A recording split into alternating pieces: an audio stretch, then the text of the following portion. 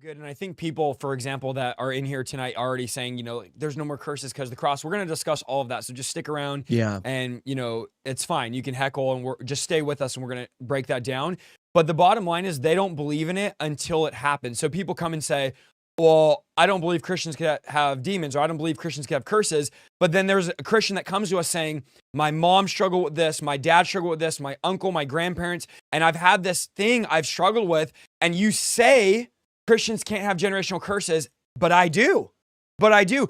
Am I not a Christian because you don't believe that I can be under some type of curse? And so it's nice in theory, and it's very an emotional argument to say this can't be, but it is. And there are people struggling right now with these things, and you can spam the chat, you can write your books all you want, saying that Christians can't have generational curses, but they do. And that's the thing we have to wrestle with. I think a lot of us are out of touch with reality. And I'm just going to say it the way it is, the guys that make videos, the guys that say these things are out of touch because they're not working with people. They're not in the nitty gritty. They're not dealing with people in a ministry capacity. So and I hate to say it this way, they're making YouTube videos, but they're not actually hands-on in the dirt dealing with people that are going through stuff. So they just don't hear about people that are struggling. And I feel like a lot of pastors are out of touch. So they make up theology like Christians can't have demons. It's like, yeah, just because you don't deal with people that are in bondage doesn't mean nobody's in bondage. Christians can't have generational curses. Well, yeah, because you don't deal with people that have generational curses doesn't mean it's not a biblical reality.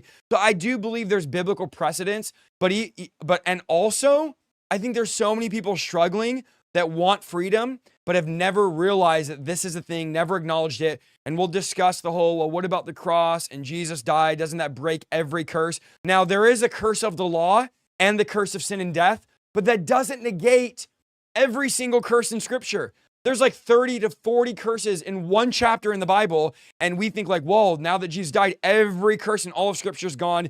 Every demon in all of Scripture is no longer, is void now, when in reality, that's just not what the Bible teaches. So we have a lot of stuff to talk about, a lot to jump into. I do want to talk about, because you did just write a book on generational curses. Yeah. So if we didn't talk about that, it would be a huge fail. I've linked the book in the description.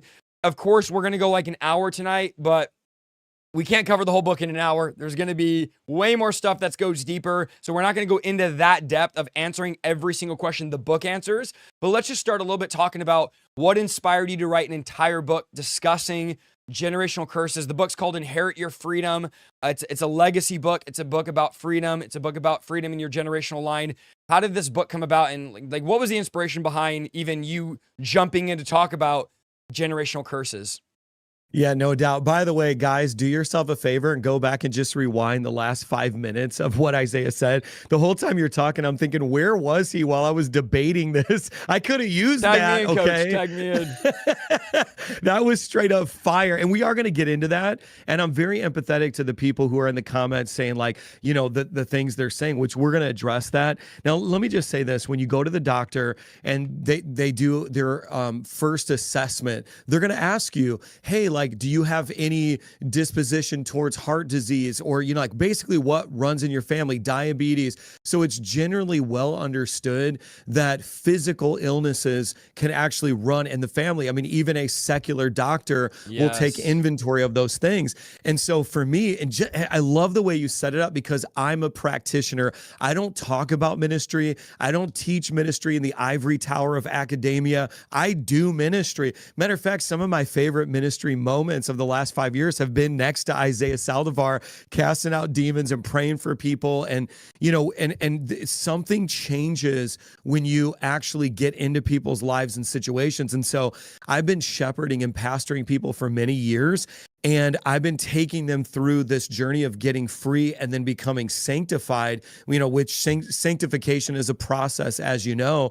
And then I was like, man, I need to really make a book that identifies like what people have inherited and maybe it's biological, but maybe it's emotional, maybe, inheritance. And I believe I made a pretty good argument for ancestral sin and the consequences of it, and how you can actually inherit even ways of thinking. And I looked at it from a scientific perspective. I included all kinds of citations from these really cutting edge research studies that have been recently done.